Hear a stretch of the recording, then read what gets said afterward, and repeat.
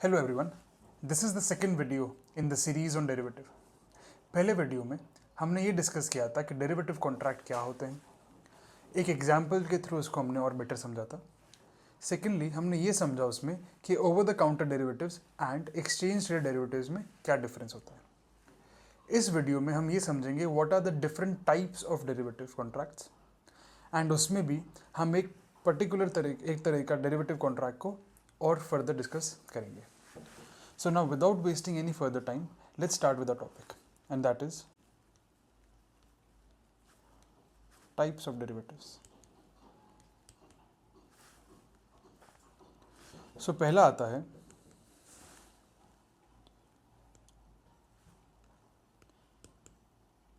forward contract, second आता है futures contract, then you have swaps, and then you have options. Now ये सारे topics individually बहुत ही vast topics हैं, इसलिए इन सारे टॉपिक्स को एक वीडियो में डिस्कस करना पॉसिबल नहीं है। So for this video we will be focusing on forward contracts. So कुछ भी और डिस्कस करने से पहले ये समझते हैं फॉरवर्ड कॉन्ट्रैक्ट आखिर होता क्या है। सो फॉरवर्ड कॉन्ट्रैक्ट एक तरह का अग्रीमेंट है, राइट किसके बीच में? सो ये अग्रीमेंट है दो काउंटर पार्टीज के बीच में। आप बोलेंगे किस चीज़ का एग्रीमेंट है? तो ये एग्रीमेंट है बाय करने का या फिर सेल करने का एक अंडरलाइंग एसेट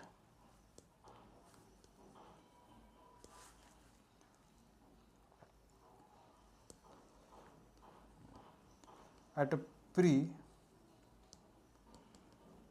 डिटरमिन्ड, सॉरी इसको मैं लिखता हूँ, अंडरलाइंग एसेट एक प्री डिटरमिन्ड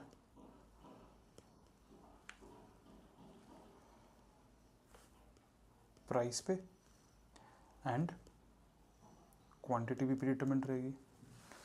वापस समझते हैं। सो फॉरवर्ड कॉन्ट्रैक्ट एक अग्रीमेंट है between two counterparties to buy और to sell and underlying asset at a predetermined price and एक प्री डिटरमिन्ड क्वांटिटी पे भी, ठीक है। This entire agreement will have a fixed maturity, एक maturity date भी define रहेगी इनकी। Now I would like to bring your attention to this word which is underlying asset. अब अंडरलाइंग एसेट क्या होगा एक फॉरवर्ड कॉन्ट्रैक्ट में, उसके बेसिस पे हमारे पास डिफरेंट तरह के फॉरवर्ड कॉन्ट्रैक्ट्स होते हैं। इसका मतलब अगर मेरा अंडरलाइंग एसेट एक करेंसी है या एक्सचेंज रेट है तो उस तरह के फॉरवर्ड कॉन्ट्रैक्ट को मैं बोलूँगा currency forward. Then we have commodity forward,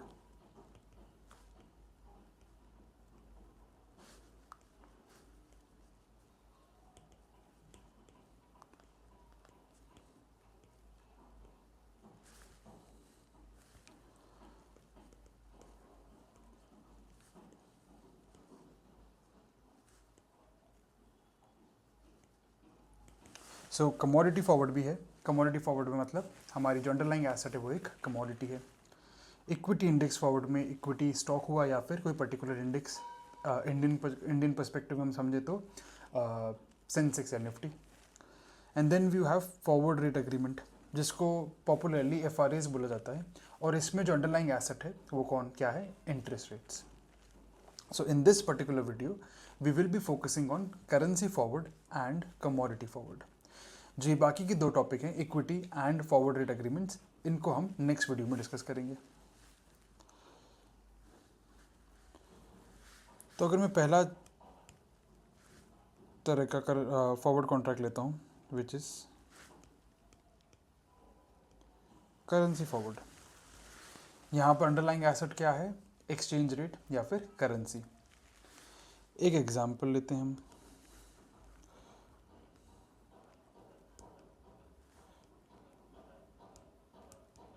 Indian importer है और ऑस्ट्रेलियन एक्सपोर्टर है, मतलब कि ऑस्ट्रेलियन एक्सपोर्टर ने गुड्स दिए होंगे, इन रिटर्न इंडियन इंपोर्टर को, ऑस्ट्रेलियन वाले को पेमेंट करना होगा। अब पेमेंट्स के terms are such that it shall be made after 3 months। जो कॉन्ट्रैक्ट की जो कॉन्ट्रैक्ट वैल्यू है वो है Australian dollar 1 lakh. Spot rate is 1 Australian dollar is equal to 60 rupee. Spot rate से कंफ्यूज नहीं होंगे, स्पॉट रेट का मतलब आज का रेट, आज के दिन पे क्या रेट चल रहा है। फॉरवर्ड प्राइस या rate is Australian dollar 1 is equal to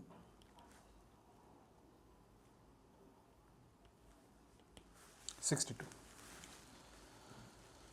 example वापस समझते हैं। सो पहला आया, इंडियन इंपोर्टर ने गुड्स इंपोर्ट करे ऑस्ट्रेलियन एक्सपोर्टर से, उसके बदले 1 लाख डॉलर का पेमेंट करना है आफ्टर 3 months। स्पॉट रेट आज की रेट क्या चल रही है, अगर मैं $1 बेचने जाऊंगा तो मेरे को 60 रुपीज़ मिलते हैं। आगे की रेट क्या चल रही है, 62। ठीक है, ना हम इस एग्जाम्पल को दोनों के पर्सपेक्टिव से समझते हैं।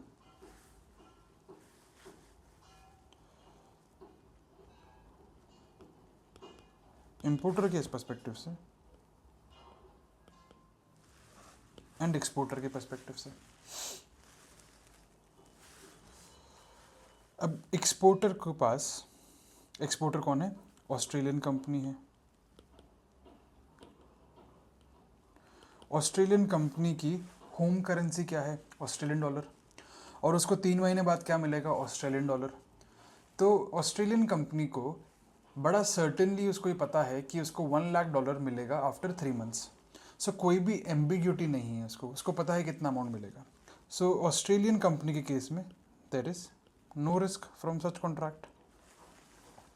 ठीक है, इंपोर्टर के लिए बिकॉज ये इंडियन कंपनी है, इसे आज मार्केट में जाके डॉलर बाय करना पड़ेगा एंड देन पे करना पड़ेगा। जब 3 महीने बाद पेमेंट की बात आएगी तो किस तरह से करेगा, मार्केट में जाएगा, डॉलर बाय करेगा and then it will make the payment. अब यहाँ पर जो एक बहुत इंपॉर्टेंट चीज़ हमको कंसिडर करनी है वो ये करनी है कि अगर 3 महीने बाद एक्सचेंज रेट इस तरीके से चेंज हो गई कि मेरे को ज़्यादा पैसा देना पड़ रहा है, then I will be at a loss. And market में ये सेंटिमेंट चल रहा है कि ऑस्ट्रेलियन डॉलर जो है वो और स्ट्रॉन्ग होगा, मतलब रुपी जो है वो डिप्रिशिएट होगा। इसका मतलब क्या है, अगर आज ऑस्ट्रेलियन डॉलर की रेट चल रही है 60, तो फ्यूचर में हो सकता है कि वो बढ़ के हो जाएगी 65, 70, कुछ भी हो सकती है, बिकॉज रुपी मेरा डिप्रिशिएट करेगा, ऑस्ट्रेलियन डॉलर मेरा अप्रिशिएट कर रहा है।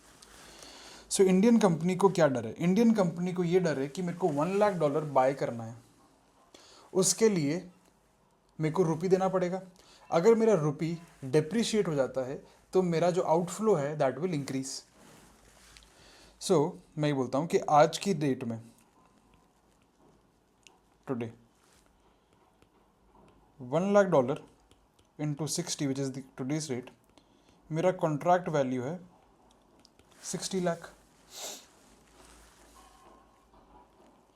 What if on maturity price बढ़ के हो जाती है 65। इन दैट केस ऑन मेच्योरिटी कितना पेमेंट करना पड़ेगा मेरे को, 1 लाख इंटू 65, मतलब कि वो 1 लाख डॉलर को बाय करने के लिए जहाँ पर आज की डेट पे मेरे को 60 लाख देना पड़ता, 3 महीने बाद अगर वो रेट 65 हो गई तो मेरे जेब से 65 लाख रुपीज़ आएगा, मतलब कि 5 लाख एडिशनल अमाउंट। अभी 65 जो है वो कुछ भी हो सकता है मेच्योरिटी पे, मतलब हो सकता है वो 65 हो सकता है वो 70 हो। सो आज की डेट पे इंडियन इम्पोर्टर जो है उसको ये रिस्क है, उसको ये डर लग रहा है कि प्राइस क्या होगी। अगर आपको पता है कि आपको डॉलर बाय करना है इन द फ्यूचर एंड वो उसकी प्राइस ऊपर चली जाएगी, तो आप ही बताओ उसको किस तरीके का फॉरवर्ड कॉन्ट्रैक्ट में एंटर करना चाहिए। क्या आप सभी का आंसर लॉन्ग कॉन्ट्रैक्ट था? लॉन्ग कॉन्ट्रैक्ट का मतलब डॉलर को बाय करने का contract. Long contract of Australian dollar 1 lakh. Forward rate मेरे को पता है क्या है, 62 है। मैंने मेरे आज की डेट में ये प्राइस फिक्स कर दी कि 62 रुपी पर डॉलर मैं आपकी 1 लाख डॉलर बाय करूंगा। 1 lakh dollar into 62 lakh rupees में।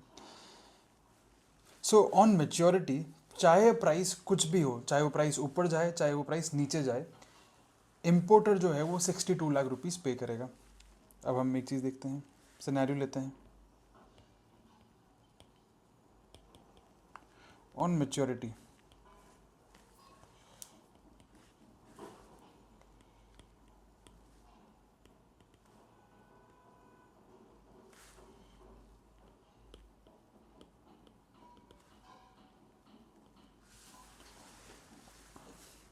मैंने स्टार्टिंग में आपको बोला था कि डेरिवेटिव्स को समझने के लिए इसको एक तरह से शर्त समझिए या इसको बेटिंग समझिए।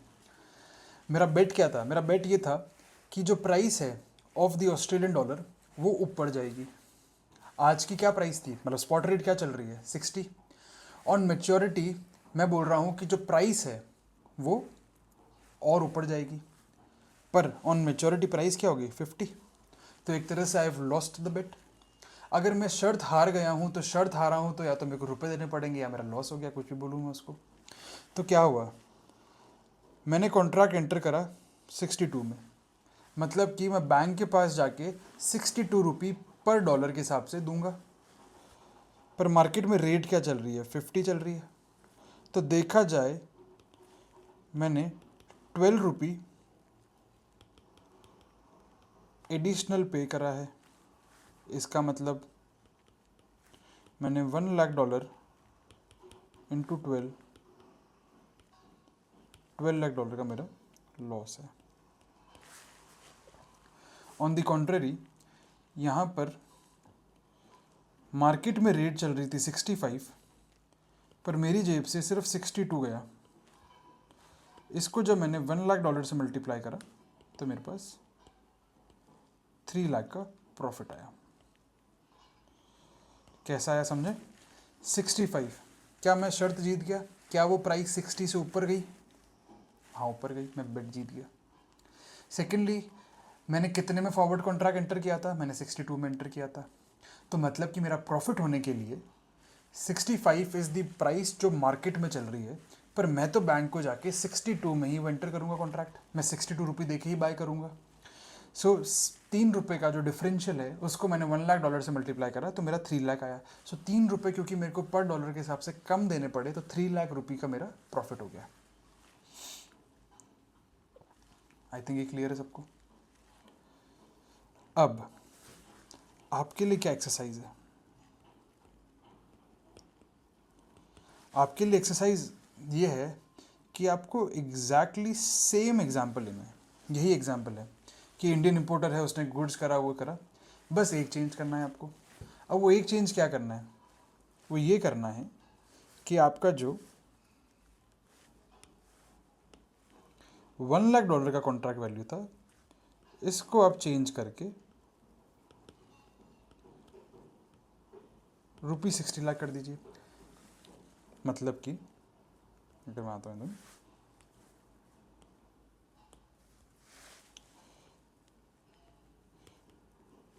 Indian importer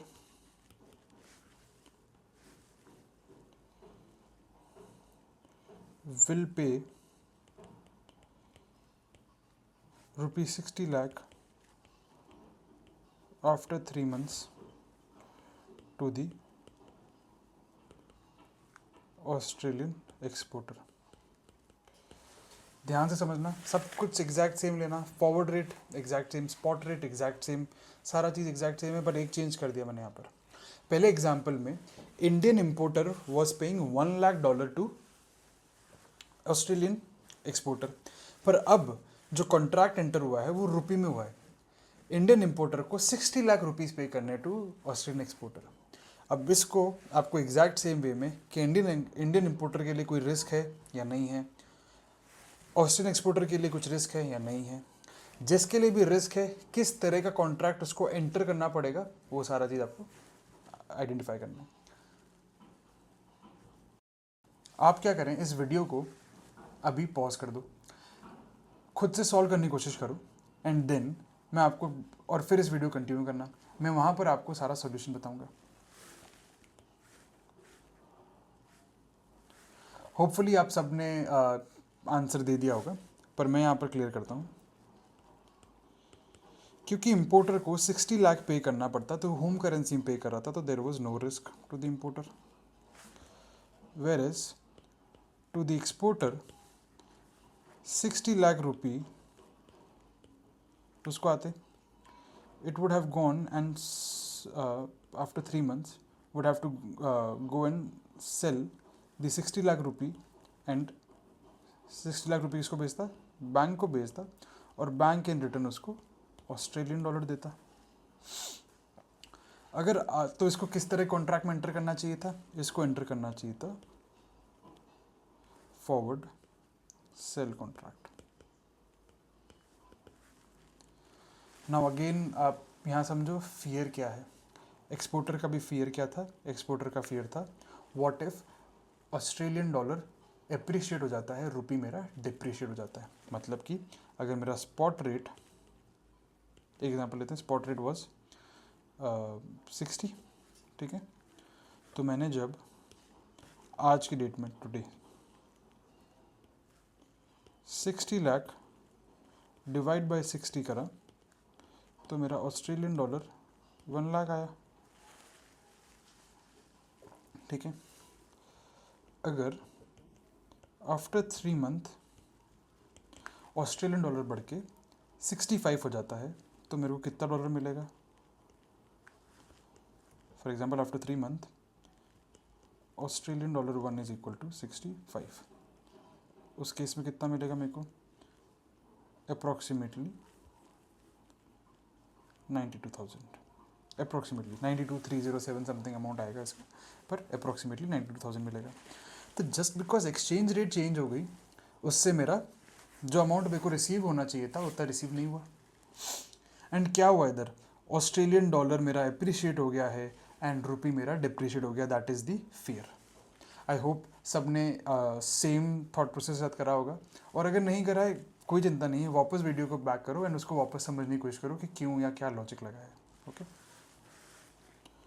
now final topic of this video is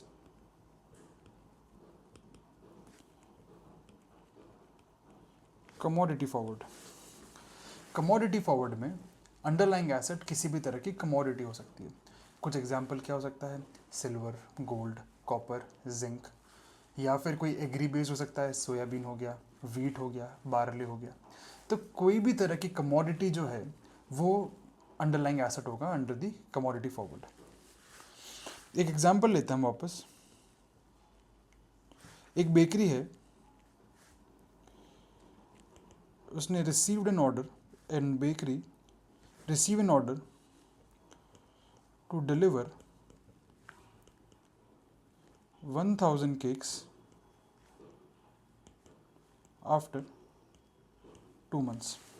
तो एक बेकरी के पास में एक ऑर्डर आता है कि उसको 2 महीने बाद 1000 केक्स की डिलीवरी देनी है। इसके लिए केक बनाने के लिए जो one of the key ingredient है वो क्या होगा, wheat flour. So bakery would require wheat flour after 2 months। यहाँ पर चलो हमने डिसाइड कर दिया एट द रेट ऑफ 500 पर केक। क्वेश्चन समझ लेते हैं, सिनेरियो समझ लेते हैं। एक बेकरी है जिसको एक ऑर्डर रिसीव हुआ है 1000 केक डिलीवर करने का। उसने ऑलरेडी प्राइस जो है वो कस्टमर के साथ में सेट कर ली, जो कि वो चार्ज करेगा 500 रुपये पर केक। और उसको 2 महीने बाद वो डिलीवर करने हैं। उस केक को उस ऑर्डर को कंप्लीट करने के लिए उसको इंग्रेडिएंट चाहिए होंगे। वो इंग्रेडिएंट क्या होगा? सबसे मेन, चलो लेट्स अज्यूम कि सिर्फ व्हीट फ्लावर लगता है टू मेक द केक। ना उसको 2 महीने बाद व्हीट फ्लावर चाहिएगा टू मेक द केक।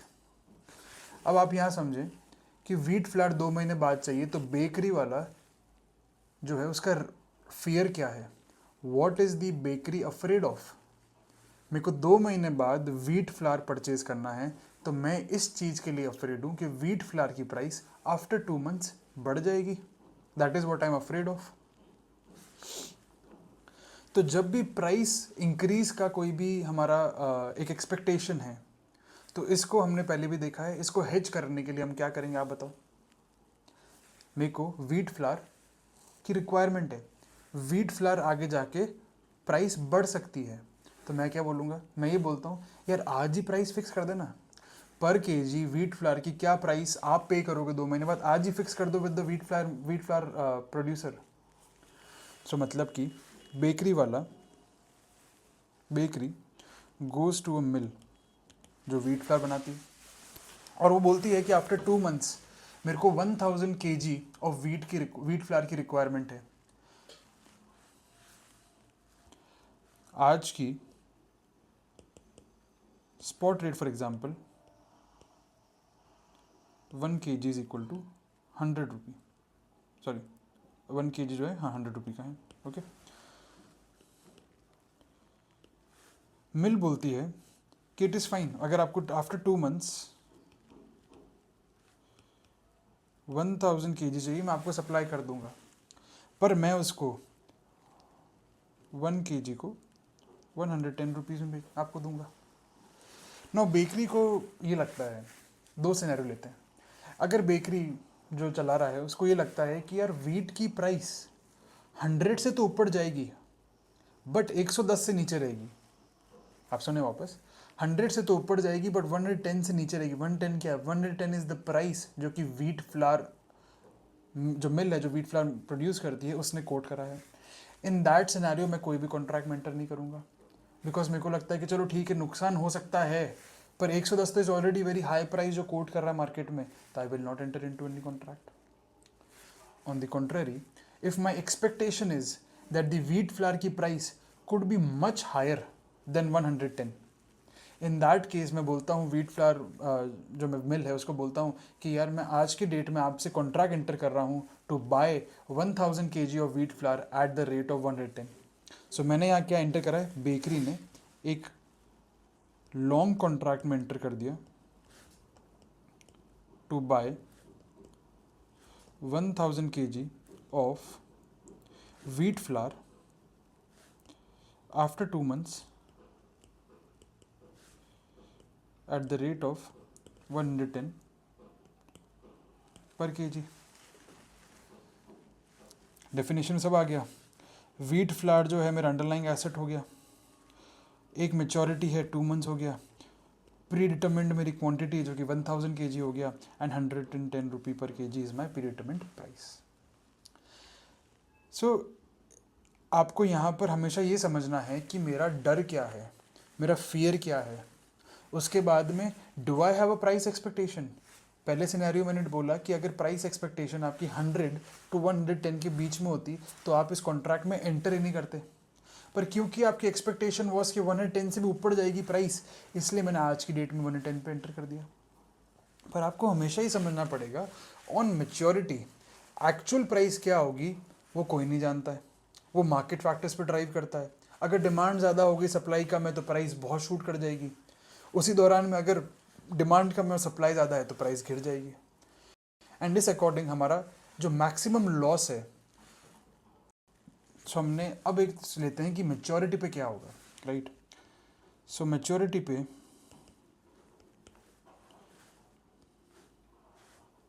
अगर मेरी प्राइस बढ़ के हो गई ₹120 पर kg, या फिर मेरी प्राइस गिर के हो गई या सेम ही रही 100 पर kg, अगर 120 पर kg में हुआ तो मार्केट रेट क्या है 120, मैंने उसको परचेज करने कॉन्ट्रैक्ट किया था 110 में इंटू 1000, कितना हो गया 10,000 का मेरे को गेन हो गया। यहाँ पर क्या हो रहा है, मार्केट में रेट चल रही है 100 और मैं पे कर रहा हूँ 110 इंटू 10 करा, तो कितना लॉस हो गया मेरे को 10,000 का लॉस हो गया। सो फॉरवर्ड कॉन्ट्रैक्ट ये नहीं डिटरमाइन करता है कि आपको प्रॉफिट होगा या लॉस होगा, वो ये आपके लिए सर्टेनिटी लेके आ जाता है कि फ्यूचर में आपको कितना प्राइस पे करना है। आप प्राइस चाहे कुछ भी हो, you will be paying 110 rupee per KG. So this is what I wanted to discuss in this video. हमने क्या क्या डिस्कस करा, हमने ये डिस्कस करा कि फॉरवर्ड कॉन्ट्रैक्ट क्या होते हैं, फॉरवर्ड कॉन्ट्रैक्ट को हमने समझा। उसके बाद हमने देखा what are different types of forward contract, and उसमें भी स्पेसिफिकली हमने दो चीज़ें डिस्कस करी है। First is your currency forward and second is your commodity forward. So in the next video, we will be covering the remaining two types of forward contract. So that would be very interesting. Thank you for watching this video. See you in the next one. Thank you.